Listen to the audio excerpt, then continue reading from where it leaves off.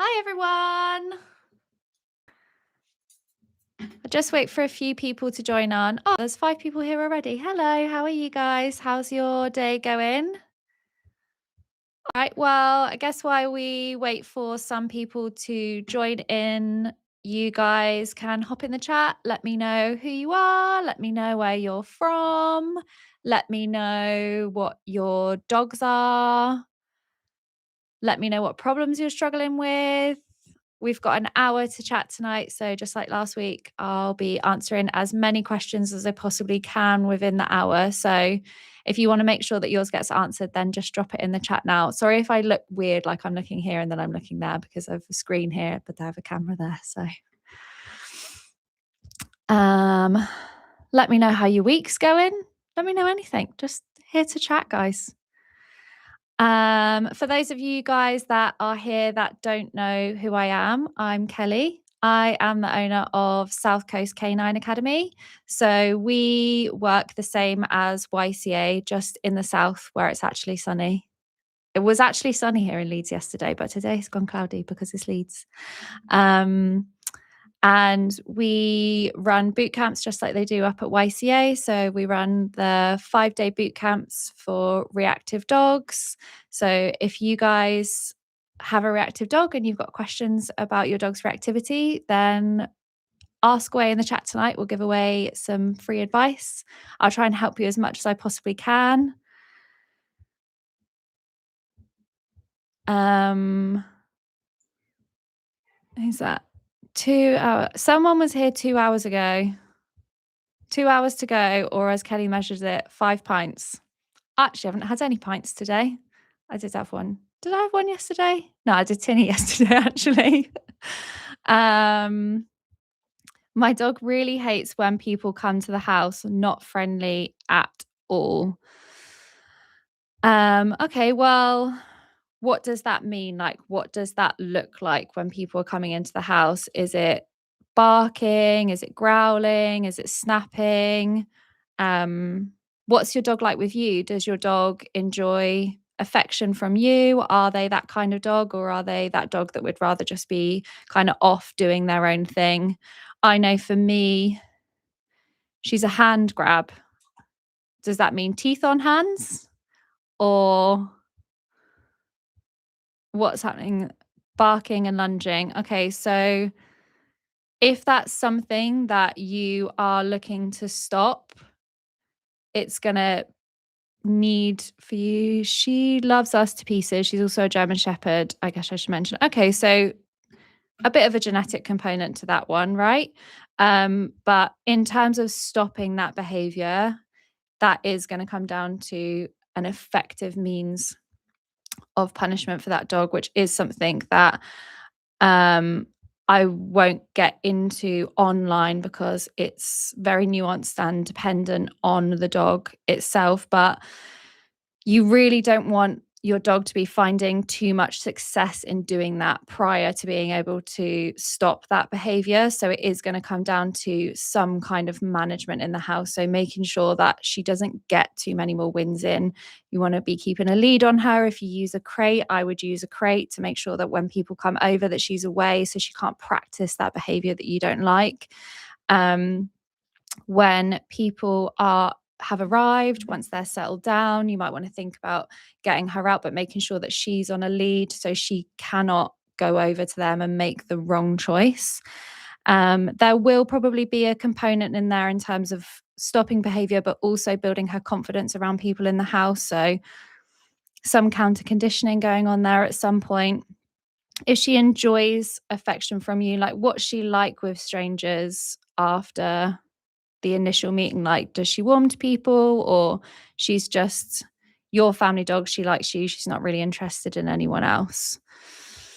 Let me know what's going on there. But yeah, definitely some management, and you'll definitely want to make sure that you work with a professional to stop that behavior from happening.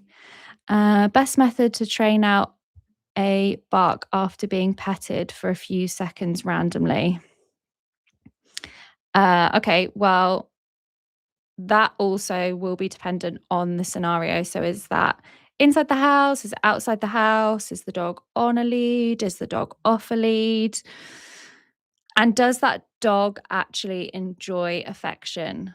I think sometimes a big mistake that people make is thinking that all dogs like affection and all dogs want affection, and being approached by a dog doesn't necessarily mean that they want to get pet. So like my dog Rue, for example, is in here somewhere. Oh, she's right here. She's asleep. You can't see her, but she will come to me for affection, or she'll come to people that she knows and she likes for affection, but she is not a dog that will sit on your lap and get stroked. She isn't a dog that will even stay in your company for a particularly long time. Like, she'll come over to me, she'll get a pet, and then she'll wander off. On lead, Bernard likes attention. She likes attention from other people or just from you guys. You'll want to be watching for the signs that the dog is starting to feel uncomfortable in the presence of that other person. Are they on a lead or off a lead? Like, do they have an out route so that they know that when they start to feel uncomfortable, they can move away from the person that's petting them? Or are they on a lead and they can't really go anywhere? Again, with something like that, I would probably want to work on some kind of counter conditioning with the dog to make sure that they know that their out for that situation isn't to bark to create space to make that person move away from them, that they can make space by simply taking themselves away. Making sure that the person is taking a pause there. So like when they go over for affection, pet them for a few seconds, stop petting. What does the dog do? Does the dog choose to leave or does the dog choose to stay? I'm guessing that you're pretty good at reading your dog. So making sure that you're watching out for those signs that the dog is starting to become uncomfortable and helping them out there. Yeah, like I said, Rue will go over for affection from people that she knows and she enjoys it, but she isn't the dog that wants to stay there for ages. So after a couple seconds, like maybe 10, 15 seconds, she'll just choose to take herself away and she'll go sit somewhere else. So things like that are as much trying to make the dog feel comfortable as like knowing who your dog is and what your dog actually enjoys. Same with your shepherd, really, to an extent. Like, they love their people, but do they love everyone that comes into the house? Like, we don't like everyone that we meet. They don't have to be forced into situations where they feel like they have to get pet or they have to get affection from other people. I have a reactive dog that I'm trying to work with. I'm currently trying to recondition her to triggers. How can I counter condition her to her trigger without reinforcing the reactivity by mistake? I think this is a trap that a lot of people fall into. And yes, like, counter conditioning is a huge part, because at the end of the day, when we're working with a reactive dog, we're trying to change feelings, right? So for whatever reason, that dog feels a certain type of way about whatever the trigger is. And if it's coming from a place of frustration, they're trying to get to it. If it's coming from a place of fear, they're trying to get the thing to move away. So yes, there is an element of counter conditioning to help the dog start to change feelings, but there is also an element of being able to communicate with the dog and say, hey, don't do that. You can't lunge, you can't bark, you can't snap. Those behaviors kind of have to come off the table. So we have a window whereby the dog can see, oh, I actually didn't need to do anything and the thing didn't kill me, or I didn't need to get so amped up about that thing being there. It's not this like insane thing that I have to go wild and pull and lunge to get to that person to get pet, or to get to that dog to see that dog. Like, depends, yes, on where the reactivity comes from, but there is much of an element of counter conditioning as there is to saying, hey, you can't do that anymore. So building that communication system with them to tell them when they got it right and tell them when they got it wrong, and be able to give them that feedback is really going to help you. My 2-year-old Labrador is reactive to some dogs, barks and lunges, but I know he only wants to play, but it doesn't sound that way. So Is that with every dog? No, just some dogs. Um, Couple of things you're probably going to want to think about there in terms of like where that dog gets its fill. So if your dog is a Labrador, super happy, loves to play, but they only ever get to do that play when they're around other dogs and they can't be off lead because you can't trust them to come back because they bomb up to other dogs, then there's an element of fulfillment missing there for that dog. So they're looking to fill their boots in the environment. They're looking to fill their boots with other dogs because they only ever get that play and that outlet with other dogs. So making sure that you have a really good game with your dog, so you have an outlet for that dog, but also making sure that you're getting that dog off lead so that they can explore and they can use their bodies and be in the environment and drain that tank that way. All that reactivity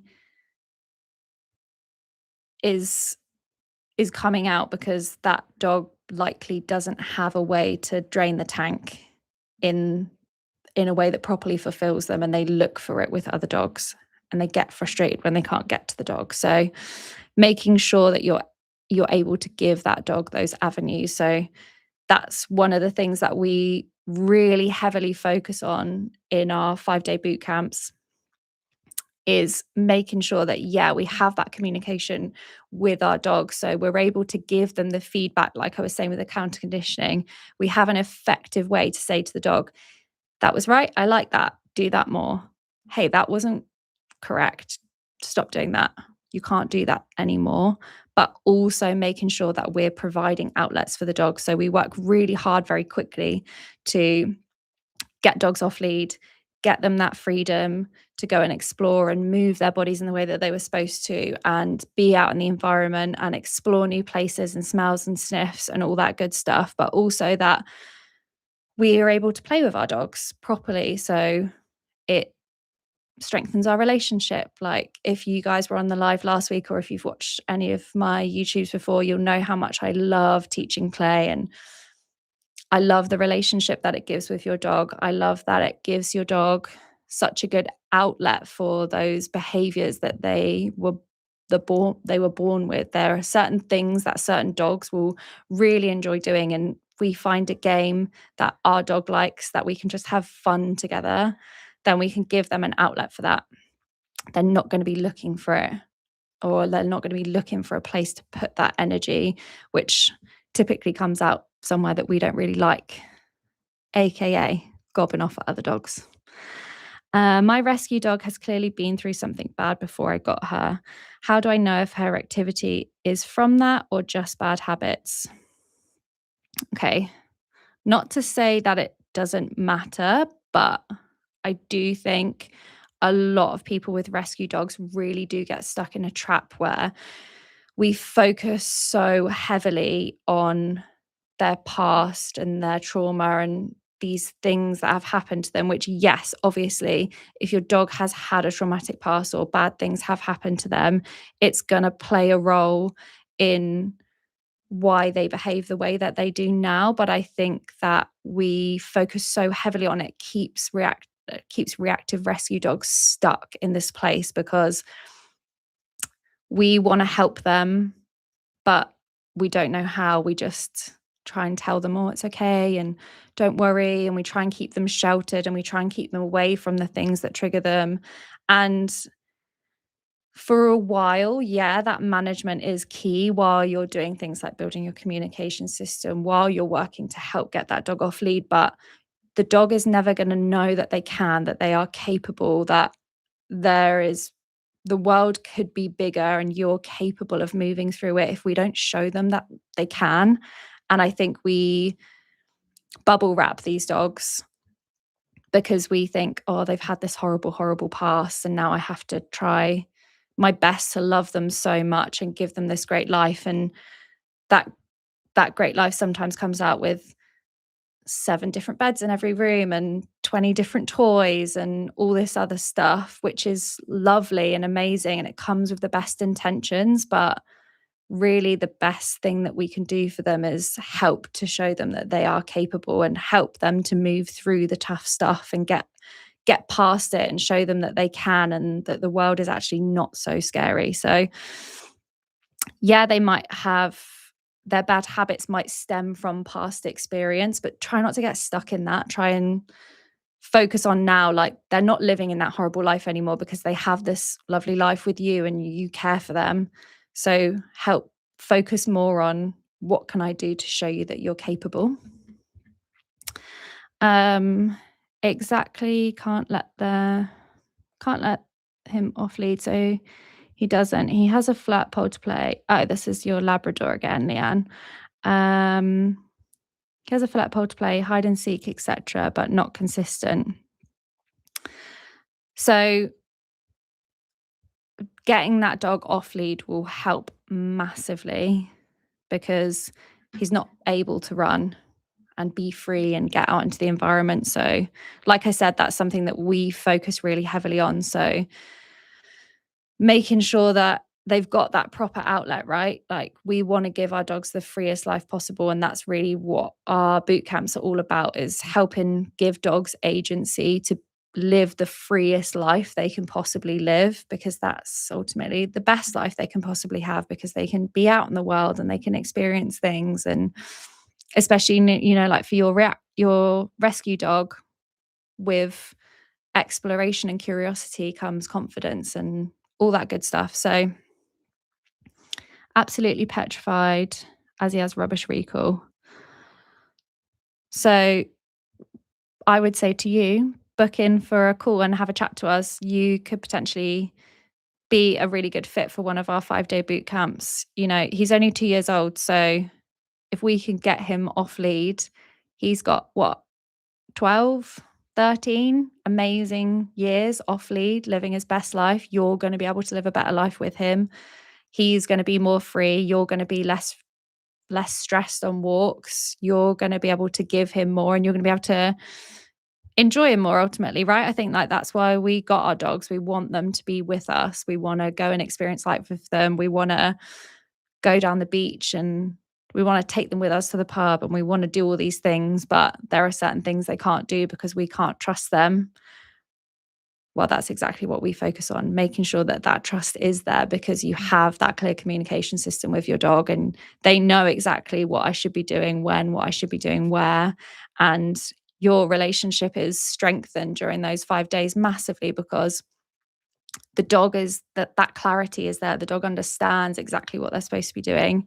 And we really focus heavily on things like play and relationship building and all that stuff. It all compounds on top of one another. But yeah, you could be great for one of our boot camps, I think. So there is a link in the description of this live, I think. So whereabouts are you in the world or in the country, Leanne?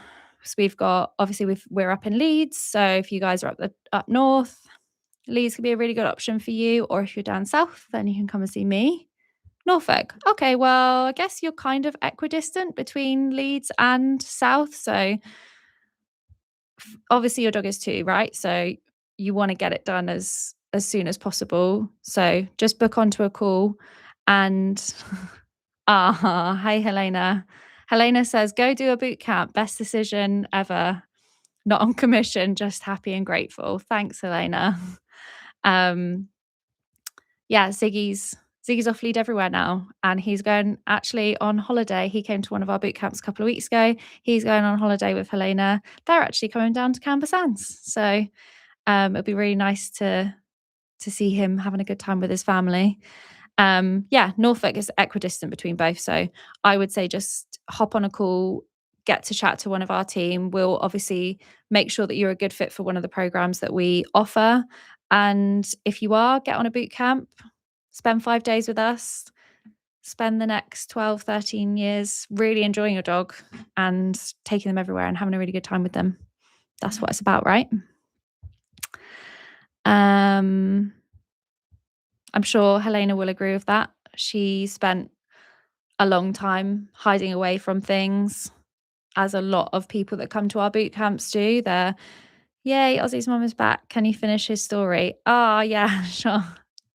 Well, I guess I was kind of just about to go into it. So, Ozzy came to one of our boot camps. For those of you guys that were here last week, I won't start the entire story again because for those of you that weren't here last week, I actually got cut off halfway through the story. So, Ozzy came to us. He's a border collie.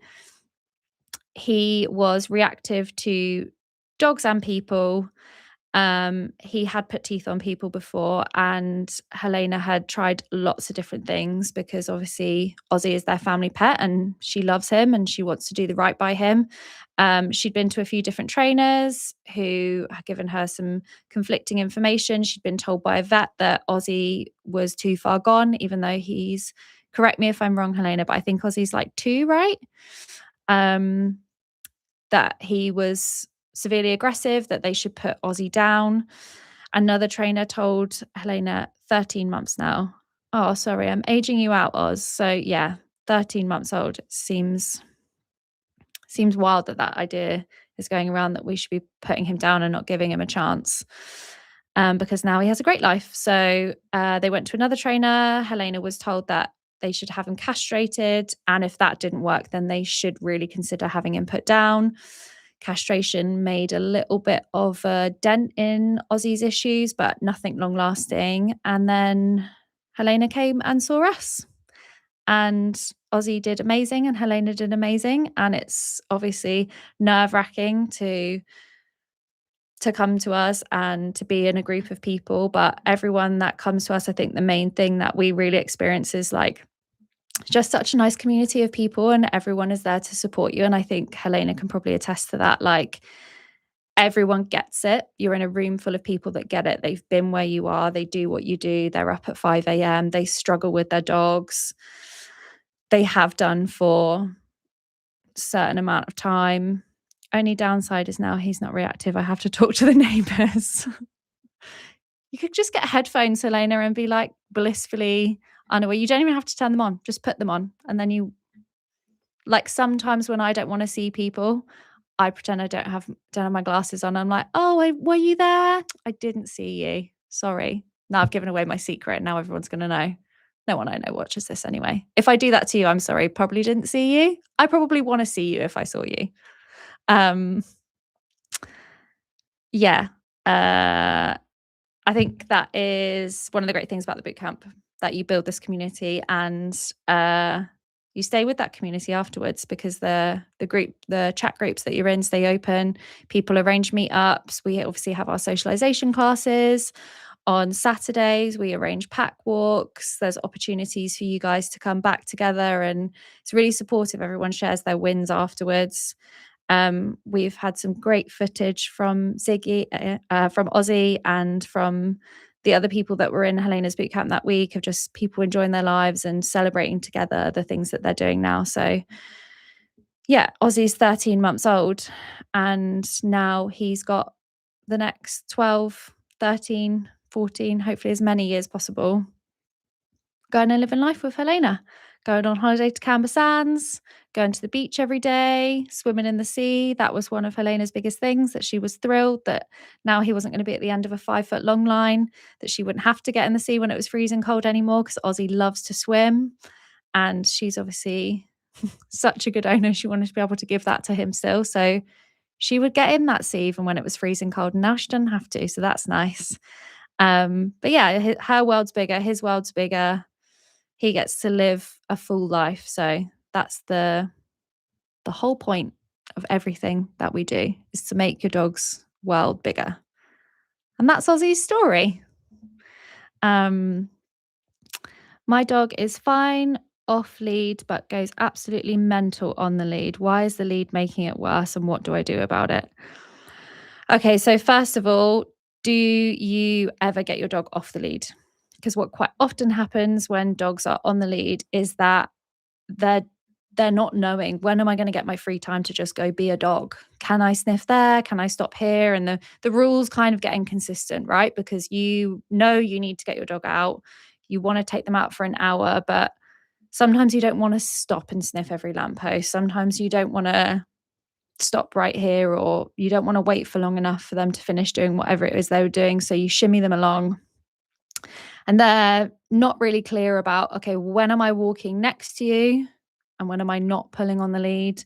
And when am I getting to do my own thing? And if they don't get enough of doing their own thing, they have energy to put somewhere and it's going to go somewhere. And unfortunately, that's probably going to go somewhere that you don't really like, because reactivity and barking and lunging and all that stuff eventually becomes quite fulfilling for the dog. They get a bit of a payout for it. And then they're like, that felt pretty good. And then you get this dog that as soon as you leave the house, then they're like scanning the environment, being like, right, what can I gob off at next? Because I like doing that. That's become a hobby for me now. And then it compounds on itself and gets worse. And then you think, well, I can't let it off because I can't trust them and they have no recall. And then the cycle continues. Also, if it comes from a place of your dog, I don't know where your dog's reactivity and going mental on the lead comes from, but if it comes from a place of fear, then we've taken away that option of flight for the dog. So some dogs that would naturally choose to see something they're not sure of coming towards them would be to make space on their own and move away. But if they're tied to the end of a 2-meter lead, there's nowhere to go. So then they choose fight, because they're like, well, I got to get rid of it somehow because that thing might come over here and kill me. And then usually the thing stays away because they went mental. So they're like, thank God I did that. I could have died. That worked. I'll do that again. And then again, it compounds on itself. So another reason why we are so big on getting those dogs off lead as soon as we possibly can, responsibly, because that dog has energy to put somewhere and we want to be able to give it to them. But in addition to that, you need a communication system with your dog. You need to tell them that, hey, some things are off limits and going nuts on the end of your lead is one of them. But I'm going to be fair. I'm going to give you somewhere to put your energy because I know you need the outlet. You just can't put it there. I'm booked into YCA at the start of September with my 9-month-old Mally. Are the e-collars included in the price, or do I need to buy one before coming down? No, all of your equipment will be included in your package.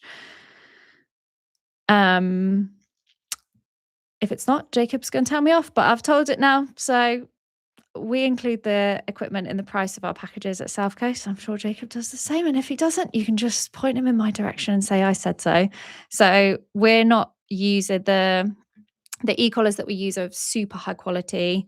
We're not using just some random crap off of Temu or something that you just bought on Amazon, which I think is probably a common misconception or why people don't have success using that kind of equipment, because they're not buying good quality equipment.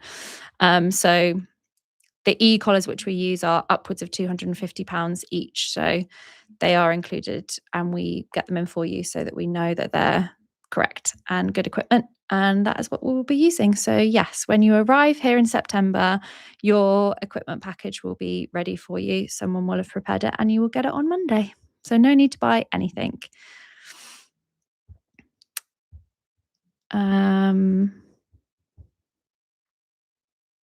have we got here? 25 people. Hey, 25 people. If anyone else has just joined on and has missed a little bit, we've talked a lot already about off-lead freedom. We've talked a little bit about play. For those of you that have only just joined, there's a newcomer just now. I'm Kelly. I'm the owner of South Coast Canine Academy. So we work the same as Yorkshire Canine Academy in terms of what we offer.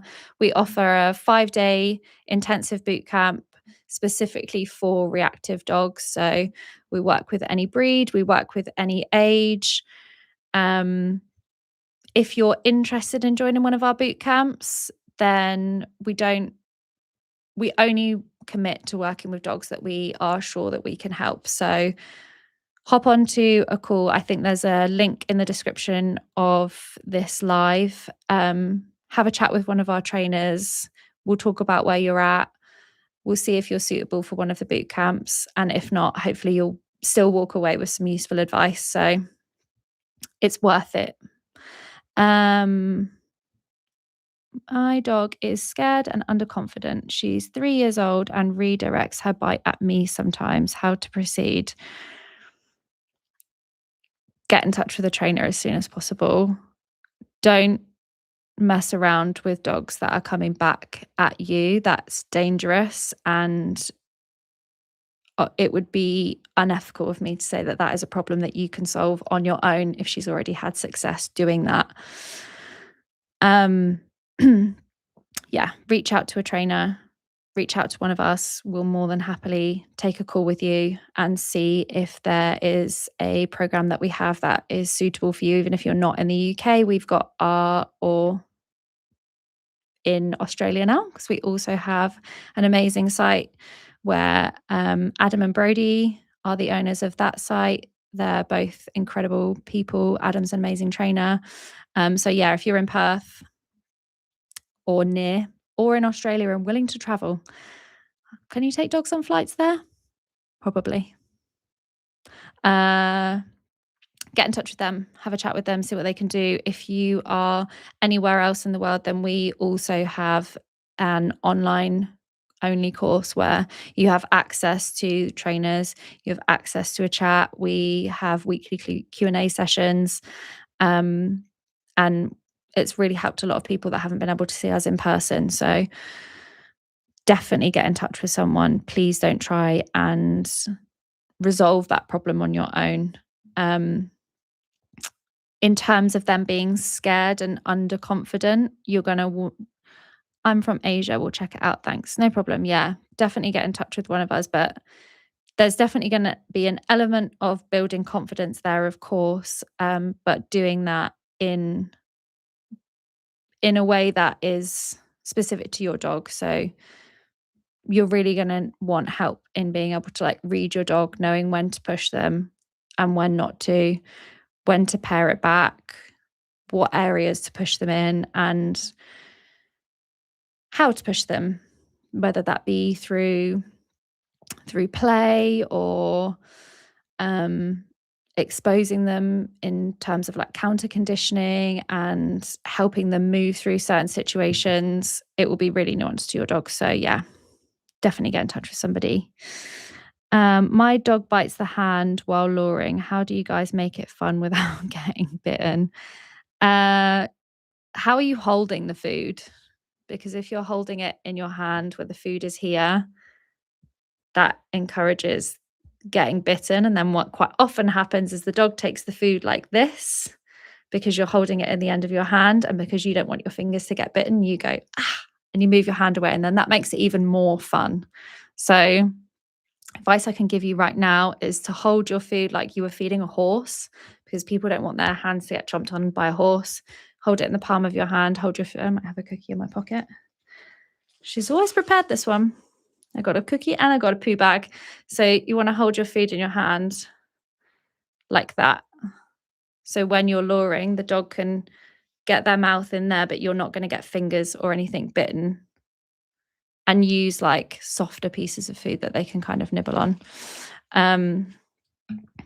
But also making sure that you have a way to tell that dog, depending on how young it is, if it's really biting worse than just a nibble, that is not okay, and that they can't do that, and that isn't the gateway to having more fun with you. About the e-collar, is the idea to use it permanently, live in a country they are not allowed in? Okay, so the thing with e-collars is, you'll hear our trainers say it all the time, you can use them to teach literally anything, but our primary use for them is to teach your dog a rock solid recall. And the idea of them is eventually that your dog has that rock solid recall there. Your e-collar is just there as your seatbelt, because your dog is a living, breathing creature. One day there will be something that presents itself to your dog when they are off lead, and they are going to be more motivated to go to that thing rather than coming back to you for their recall. So your e-collar is there so that you have that seatbelt to say, hey, no, recall is safety. You have to come back to me when I call you. And that is going to be how you get them back. So Dogs can become collar wise. So there are certain collars that you can use, certain e-collars that you can use. They are more expensive, where you are able to turn the stim function off, and simply wearing it can be enough. But obviously, if you can't use it, then there is always the chance that the dog will find out, oh, even when the thing's on, I can still do whatever I want. So we can get you to a certain point in terms of like using an e-collar, but without being able to actually use it, there is no guarantee there that you can say, yeah, 100% of the time, I know I can definitely get my dog back, because you don't have that seatbelt, which is obviously why in the UK, we as trainers and the thousands of people that have worked with us over the years, I'm sure will say the loss of the use of that tool would be detrimental to like the freedom that they're able to give their dog. Because if you don't have it, then yeah, you could have like 99.9% amazing recall, but your dog lives, breathes, has agency to make its own choice, and one day they will ignore you, because they will. And if you don't have a way to get them back, then obviously that's not safe. So it's a bit of a rubbish one, to be honest, and probably not the answer you were looking for. I hold it with the thumb and a flat hand. Oh, okay. So with the luring. Okay. So you need to have a way to communicate to your dog via probably the means of punishment, to say to them, hey, you can't do that. And when we won't be doing that, and doing that will end what we're doing. Also think about like how roused up you're getting that dog. Like obviously, yes, you want luring to be fun, but if the dog is super jacked for doing that, they're more likely to be a bit nibbly. So try and be a bit less, not fun, like try and be a bit less like 110% with it. Get the dog a bit calmer and moving with you. And then you can build on that over time. If the dog's like giving it 150%, they're more likely to make that mistake and go for the hand, because they're just so over aroused. So try and bring that arousal level down to work with them first. What do you do when she nibs at the hand? Do you give a no or something else? You need to have a conditioned punishment marker, because the no on its own, dogs learn by consequence. That leads to that. So if no leads to nothing the dog really cares about, then they're not going to stop doing the thing. I think that's the trap that a lot of people get stuck in, is that they think punishment is retribution, and it's not that. It is literally, by definition, reducing the likelihood, frequency, or intensity of behavior. So if you say no and the dog's like, sure, Jan, I'm just going to do that again, I really don't care, then that's not punishment, because it didn't do any of the things that it was intended to do. So you can say no if you want, but your no has to mean something to the dog, and it has to mean something in a way that the dog actually cares about. So conditioned punishment marker there. Why no glasses? I wonder where my phone is. I'll show you why no glasses, because I decided to trust chance the other day, and now this is what my glasses look like. So I drove to Leeds in sunglasses, because they are now my only seeing eyeglasses. I would also like to say that no chances were hurt in the destruction of those glasses. There was a thorough check over. It was a week ago. He didn't cut himself. I don't know how. And yeah, I'm glassesless thanks to my dog. So he's very lucky. He's handsome. Get it, Elena, because she doesn't want to see you. What do you think about using bark collars? Personally, I have seen them fail too many times, in terms of if you don't get a decent one, they can be set off by other noises or other dogs barking, and then your dog is going to get an unfair consequence for another dog barking. So I would use an e-collar over a bark collar any day of the week. How many R's in chance? As many R's as I want there to be. Chance, because I'm from the South. And let me know in the chat, guys. Chance or chance? I'm not from the North. Bath. Bath, not Bath. Chance. Thanks. Thanks, Helena. Always my biggest fan. Chance. Exactly. So, we're posh in the South. It'd be weird if I was just all of a sudden I was just northern, but only when I say my dog's name. Chance. Chancey boy. Chancey. Also, just let it go. You keep bringing it up. Can I have as many R's in his name as I want? All right. Well, we've got 20 minutes still. So anyone else who's just hopped on, go into the chat. Don't ask me about my glasses. Don't ask me about why I add an extra R into my dog's name.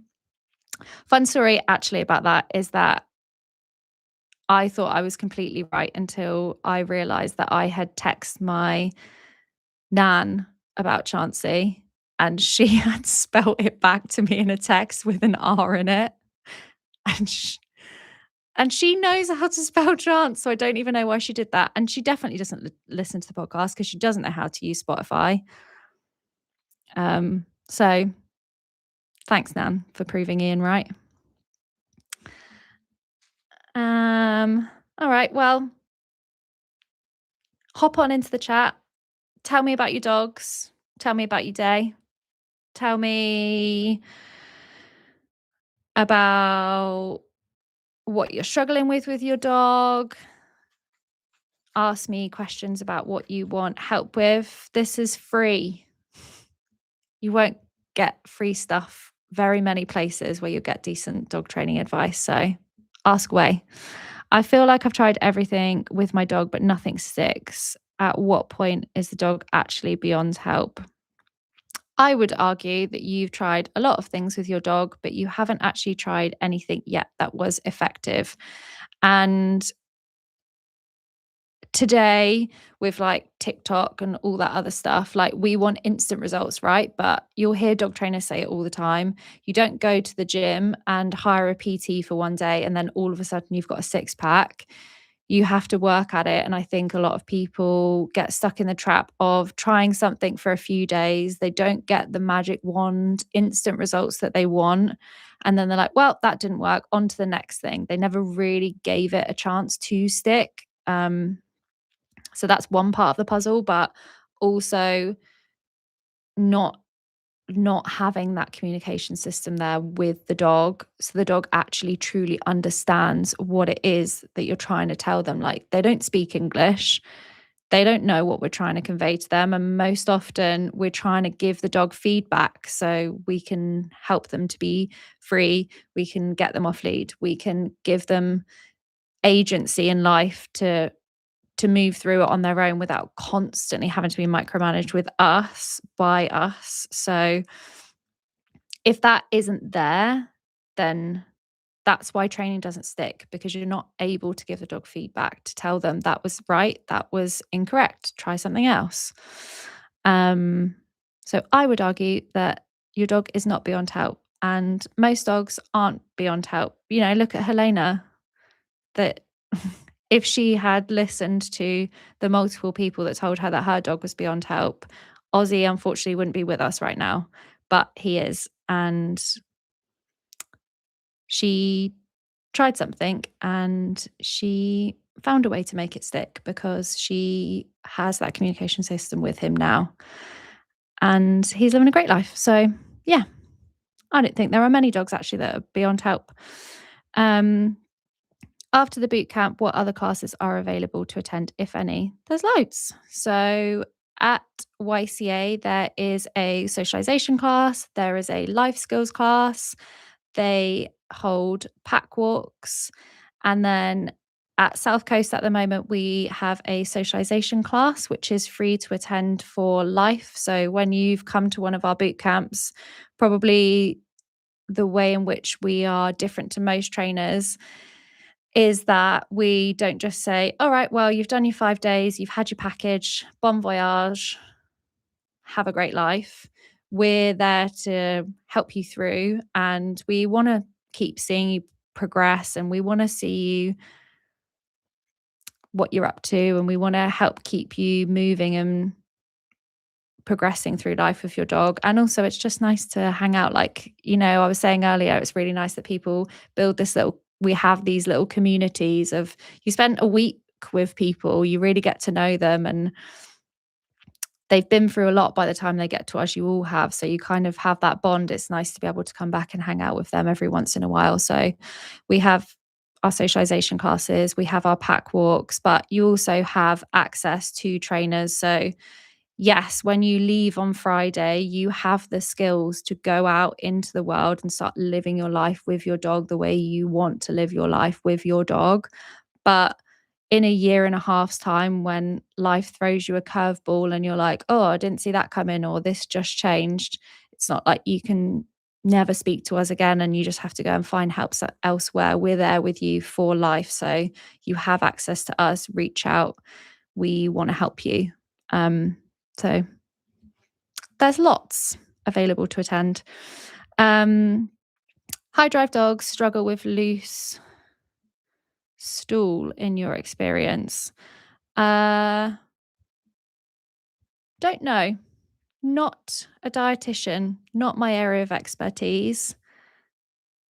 Don't know. But good dietitian, hashtag not an ad, Sally, who is canine dietitian, actually reached out to her for help with my dog. So I would reach out and ask her, because that is what she specializes in. She is a dietitian. I am not. Does South Coast Canine Academy do any group classes for dogs that could benefit from training but don't need a full boot camp? Training classes around other dogs? No, we don't. We offer boot camps. We specialize in reactivity. So we are able to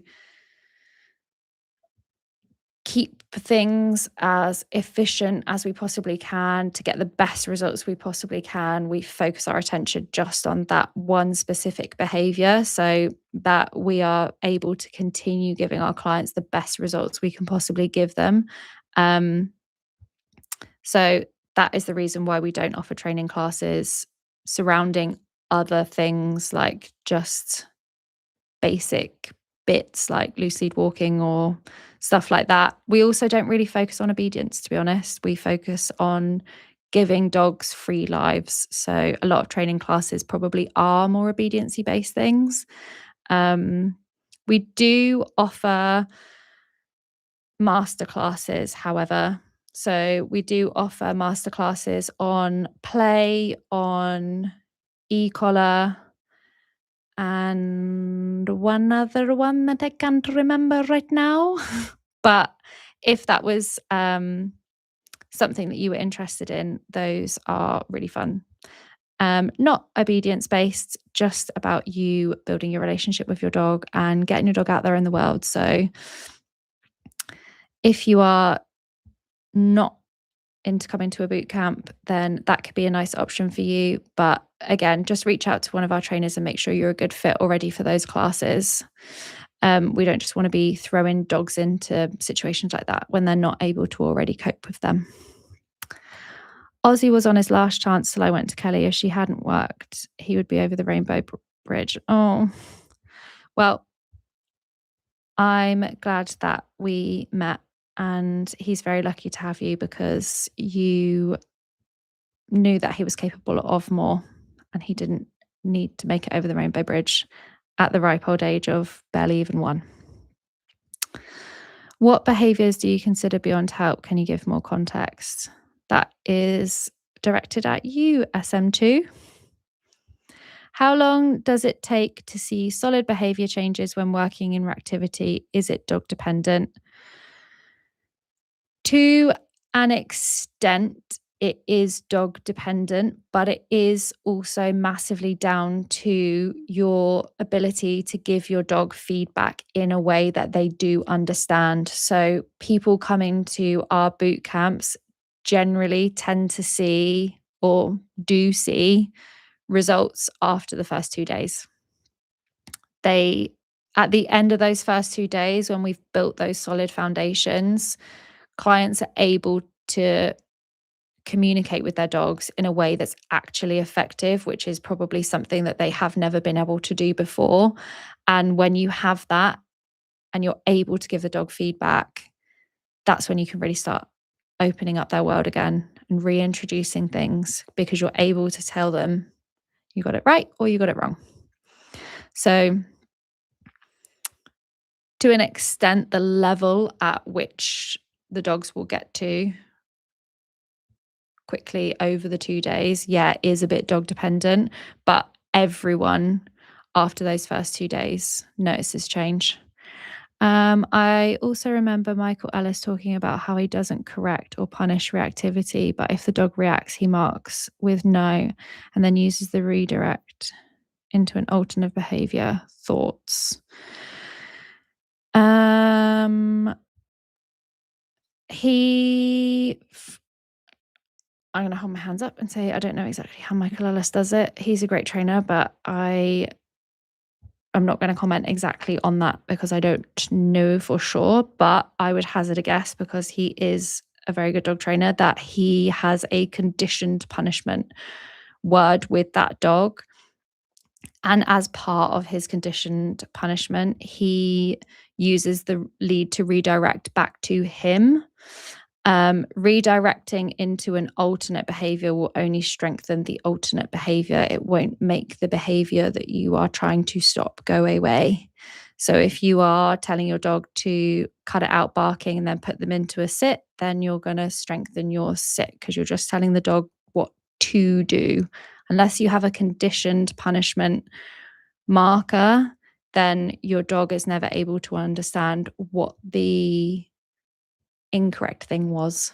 So those are my thoughts, but I don't know exactly what he does. It's a cult. It is a cult. It's a fun cult though. Everyone here be happy. Yes, but I also find they have gut issues due to diet or high metabolism and not enough fiber. I love dehydrated rabbit feet. The hair is like a sponge, so high in fiber and coconut water. Yeah, I mean,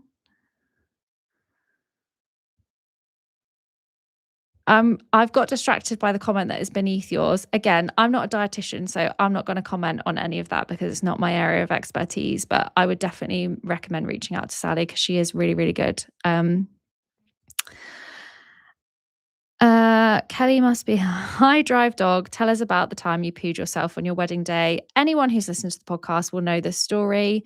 And it seemed funny to bring it up at the time, is what I will say. And now it has escalated and I feel like the entire world knows. But, we've got time left on this live. So can I swear on YouTube? I'm not going to.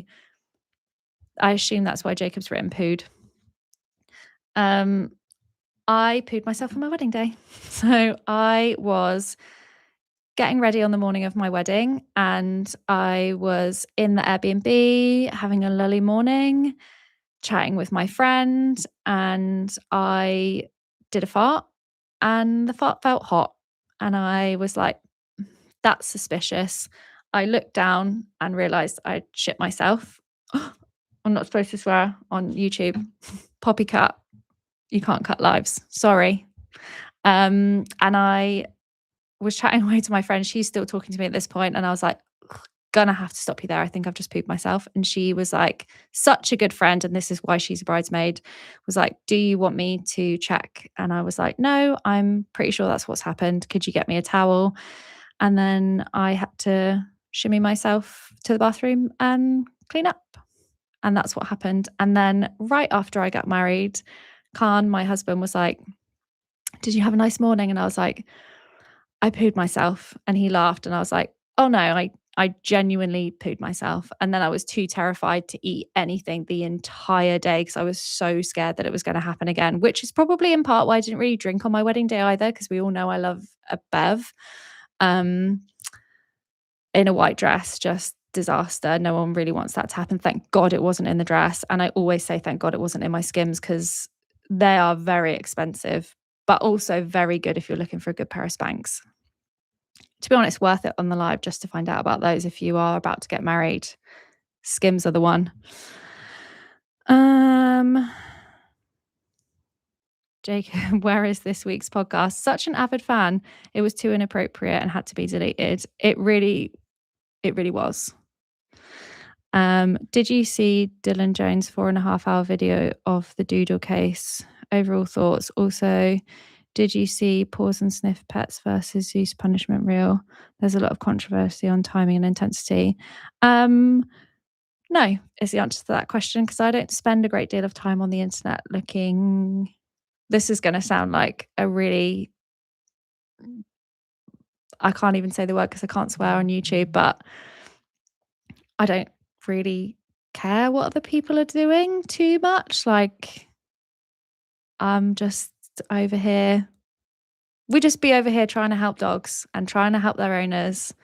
So I don't really concern myself too much with what other people are doing. And no, I haven't seen either of those videos. And to be honest, I probably won't watch them. Resocialization. Just that, or you want to talk about resocialization? Why it's important? Why we do it? Is that a topic of discussion? We got time left, so I guess I'll go into it. Resocialization, guys. Don't just think that means throwing your ex or still reactive dog into the ring with a bunch of other dogs and just hoping it goes fine.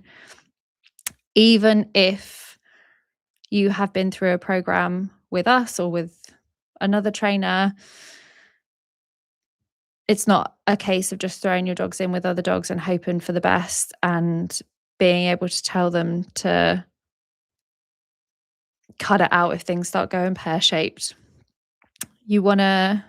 That was the third masterclass you forgot. Oh, okay, cool. So yeah, resocialization, guys, that's the other masterclass. And aren't you glad I remembered about those masterclasses when I was saying that we don't do other things? Memory.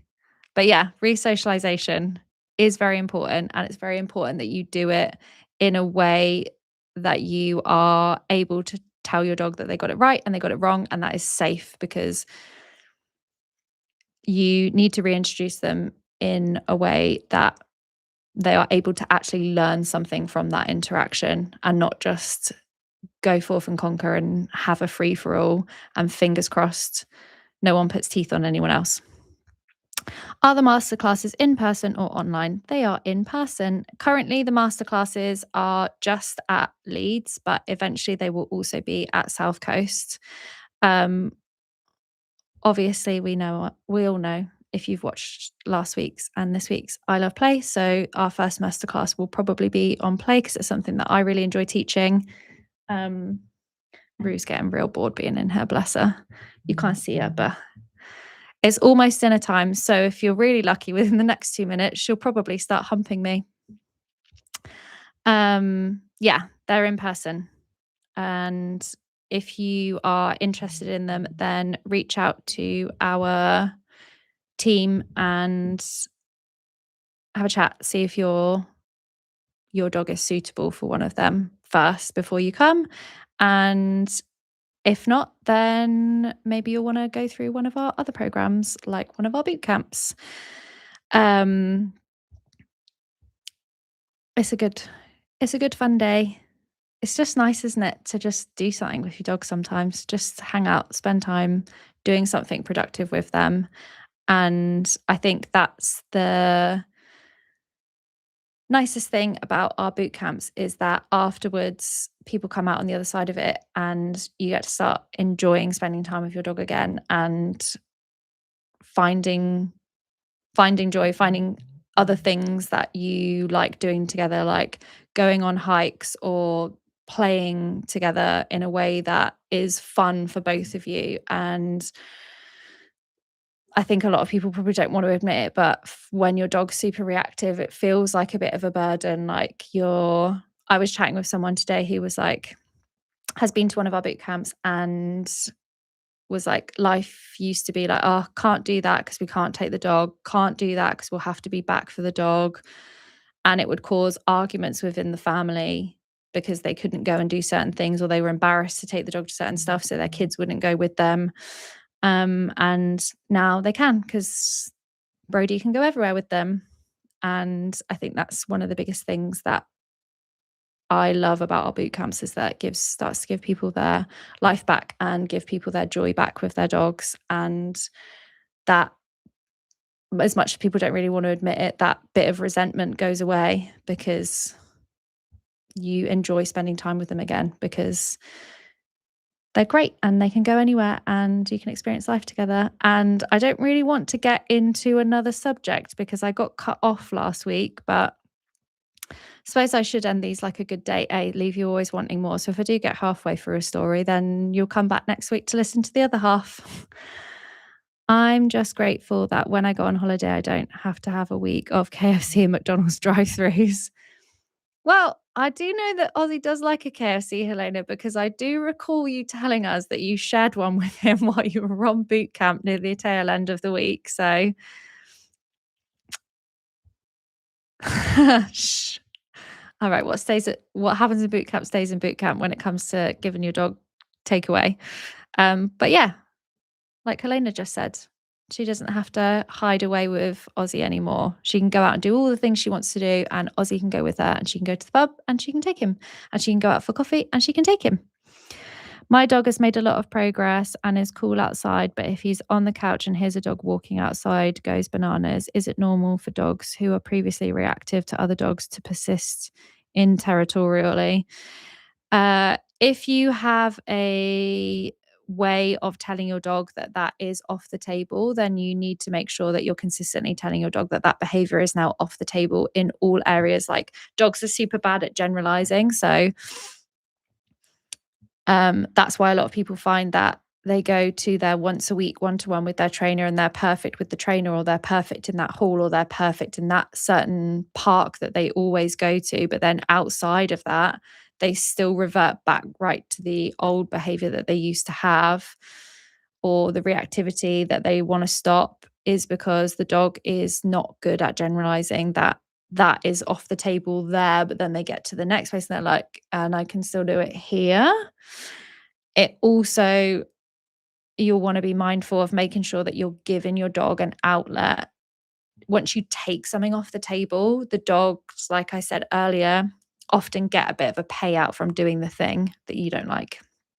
So when you take it off the table, you need to make sure that you have an avenue for your dog to put that energy down that is productive and is something that you approve of, that is a legal way for them to express that drive and that behavior. Because otherwise you're going to start playing behavioral whack-a-mole, where you take it off the table in one place and either they don't understand that they can't do it anywhere, or they liked doing it so much and they don't have anywhere else to put that energy yet, that they start putting it into other avenues that you don't like. So yes, if it's in the house, it could be territorial, but also it could just be your dog looking for somewhere to put that energy and it's coming out in somewhere that you don't want it to be. That was a good one. Any more, guys? Before my dog starts humping me for dinner because it is 6 p.m.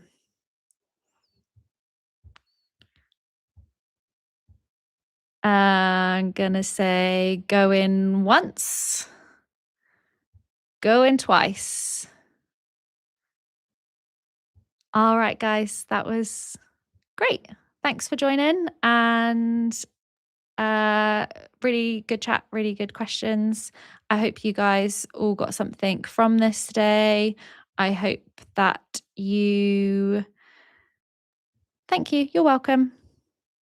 I hope that everyone that came, that one had a question they wanted answered, was able to get it answered. If not, then follow along on Instagram and we'll let you know when the next live is and you can ask it there. I'm gonna get out of here if I know how to end this live. Oh, the button's up there. Okay. Thanks, guys, and have a good rest of your week. See ya.